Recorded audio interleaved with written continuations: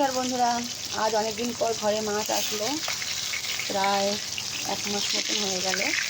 ভাবছি আমরা বাঙালি আর মাছ খাই না। না, মাছ খাই, তবে সবসময় খাই না।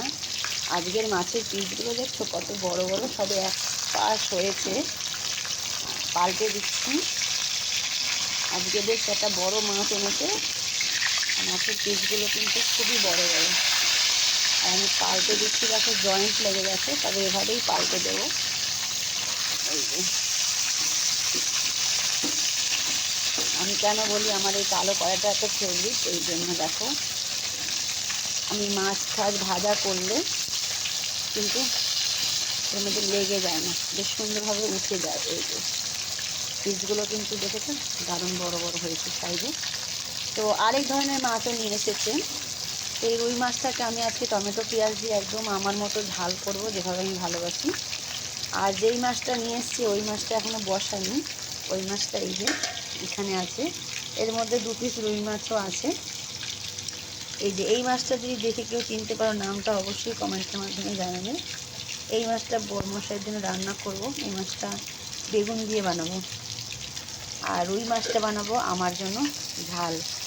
তো মেয়ে যদি ভালো লাগে মেয়ে একটু খাবে, যদি ভালো লাগে, সবসময় খায় না, কখনো কখনো খায় মন করলে। তো দেখো আগে ভাজা করে নিই মাছগুলোকে লাল লাল করে। মাছের পিসগুলো ভেজে তুলে নিয়েছি, এই যে দেখো। আর এখানে মাথাটা বসিয়ে দিয়েছি ভাজার জন্য। মাথার ভাগটা আমার ভাগে পড়েছে আর লেজের ভাগটা বরের ভাগে পড়েছে। এই যে মাথাটাকেও বেশ ভালোভাবে ভাজা করে নেব। মাথাটাও ভেজে তুলে নিয়েছি, আর এই ভাজা তেলটার মধ্যে দিয়ে দিলাম একটা পেঁয়াজ কুচি। পেঁয়াজটাকে আমি লম্বা লম্বা করে কুচিয়েছি। আর আজকে আমার গ্যাসের ব্যাকগ্রাউন্ডটা একটু চেঞ্জ লাগছে ভিডিওতে, কারণ আমি নিচে বসে আজকে রান্না করছি রুমের মধ্যে। তো এই যে এবার পেঁয়াজটা একটু ভালো করে ভেজে নেব।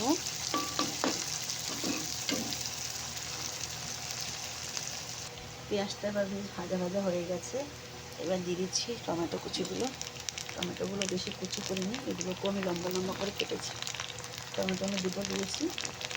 আজকে একটু বেশ টক টক করে ঝাল ঝাল টক টক, মানে বেশ চটপটিভাবে মাছের ঝালটা খেতে মনে করছে। তো দিয়ে দিলাম 2টো টমেটো। এবার দিয়ে দিচ্ছি এর মধ্যে স্বাদ অনুসার লবণ, যতটা দরকার।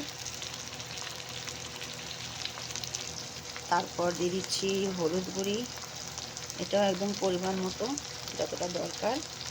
কিন্তু ঝালটা আমি একটু বেশি দেব, ঝালটা কম বেশি করতে পারো, কেননা আমি একটু ঝাল ঝাল করেই বানাবো। তাই এর মধ্যে রেড চিলি পাউডার দিয়ে দিচ্ছি আমি 2 চামচ। এবার মশলাটা পুড়ে না যায় তার জন্য দিয়ে দিচ্ছি অল্প পরিমাণে একটু জল। এইবার মশলাটাকে ভালো করে একটু ভেজে নেব কিছুক্ষণ, টমেটোটা গলা পর্যন্ত। এদিকে তো মশলাটা কষানো হচ্ছে, কিন্তু আমি অপর দিকে আরেকটা সবজির জন্য বসিয়ে দিয়েছি কড়াই। এর মধ্যে দিয়ে দিচ্ছি 2টো শুকনো লঙ্কা ফোড়ন আর অল্প একটু কালো জিরা ফোড়ন।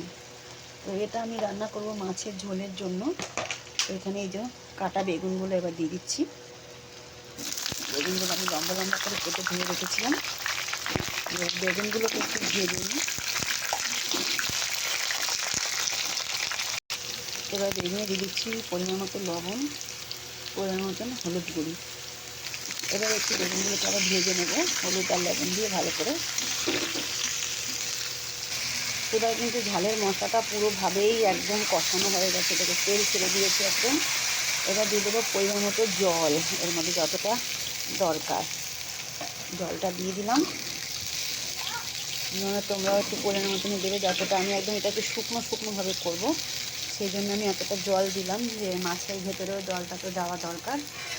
এবার এই ঝোলটার মধ্যেই দিয়ে দিচ্ছি ভাজা মাছগুলো। সর্বপ্রথমে মাথাটা দিয়ে দিচ্ছি, কেননা মাথাটার মধ্যে ভালো করে একটু মশলাটা দেওয়ার দরকার। এই যে সব ডুবিয়ে এবার মাছগুলো দিয়ে দিচ্ছি। সত্যি বলতে এবারে মাছের পিসগুলো কিন্তু অনেকটাই বড় বড়। তো আর মাছটা আমাদের বাড়িতে আর এবার এসছেও অনেক দিন পর। আমরা সবসময় মাছ খাই না, কখনো কখনো 2 মাসও বেরিয়ে যায়, কখনো 1 মাসও বেরিয়ে যায়, কখনো 6 মাস বছরও বেরিয়ে যায়, আবার কখনো কখনো সপ্তাহে 2 দিনও খেয়ে নিই। কেননা যখন মাছটা আমাদের পাওয়ার ওপর নির্ভর হয়। কেন আমি তো, তোমরা আমার ভিডিও অনেকেই দেখেছো যারা অনেক পুরনো ফলোয়ার্স, আমি সব রকমের মাছ খাই না। এবার আমি যেই মাছগুলো খাই সেই মাছগুলো সাধারণত এখানে সবসময় পাওয়া যায় না, শুধু এই রুই মাছটাই অ্যাভেলেবেল থাকে, বাকি আর মাছগুলো আমি সবসময় পাই না। সেই জন্য আমাদের ঘরে মাছটা অনেক কম সময়ের জন্য আসে। শীতকালে বেশিরভাগ মাছগুলো পাওয়া যায়, তখন খাই আমি সমুদ্রের মাছগুলো।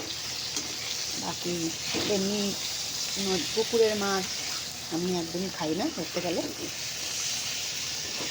আমার অনেক ভিডিওতেই দেখেছো, আমি এই জন্য মাছের ভিডিওগুলো দেখবো, অনেক রকমের মাছের ভিডিও আমি ছাড়ি না।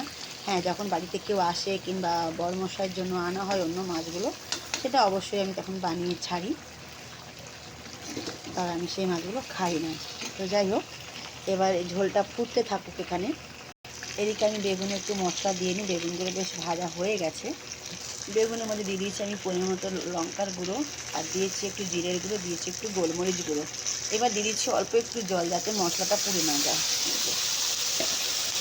জলটা দিলে শুকনো মশলাটা পুড়ে যায় না, ভালোভাবে কষানো হয়ে যায় তরকারিটা। এবার দিয়ে বেশ ভালো করে এবার বেগুনটাকেও কষিয়ে নেব ততক্ষণে। ওদিকে মাছের ঝালের মাছটা তো ফুটেই উঠছে, এই যে একটু ভালো করে কষিয়ে নেব।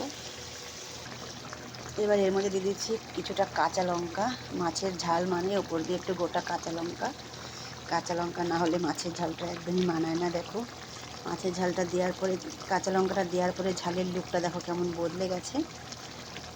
5টা লঙ্কা দিয়েছি, দরকার পড়লে খাওয়া হবে, না হলে নয়, তবে দিয়ে দিয়েছি। এখন ঝোলটা কিন্তু আরও শুকোবে। মাছের ঝালটা কমপ্লিট হয়ে গেল, দিয়ে দিলাম একটু ধনেপাতা। আজকে ধনেপাতাটা এনেছে, খুব সুন্দর গন্ধ ধনেপাতাটার মধ্যে, যেন মনে হচ্ছে একবারে ক্ষেত থেকে তুলে নিয়ে এসছে। কিন্তু একটু দেশি ধনেপাতার মতনই, কিন্তু তবে একটু হলুদ হলুদ হয়ে গেছে, কেননা গরম তো পরিমাণ অনেক বেশি। তো পাতা জিনিস আরও কতটাই আর তাজা থাকে, তবুও যতটা আছে অনেকই।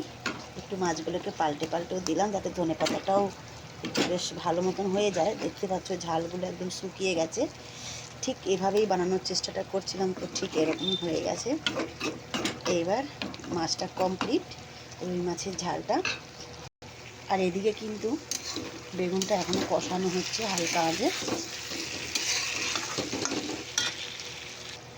যারা আমার এই ভিডিওটা ফেসবুক চ্যানেল থেকে দেখছো অবশ্যই একটু ফলো করে দিও, আর যারা ইউটিউব চ্যানেল থেকে দেখছো তারা একটু সাবস্ক্রাইব করে বেল আইকনটা ক্লিক করে দিও।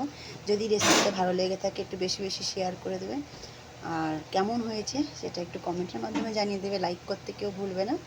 তো ওদিকের রেসিপিটা এখনও বাকি আছে, এটা তো হয়ে গেছে কমপ্লিট। পুরোপুরিটা দেখতে থাকো।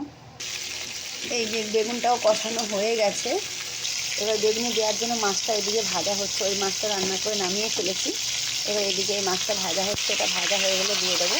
কিন্তু তার আগে দেবো ওর মধ্যে জল, ঝোল পরিমাণ জল। জলটা ফুটে উঠলে মাছটা দেবো। দিয়ে দিলাম পরিমাণ মতো জল। এবার একটু জলটা ফুটে উঠুক। বেগুনটা অলরেডি সব সিদ্ধ হয়ে গেছে অবশ্যই,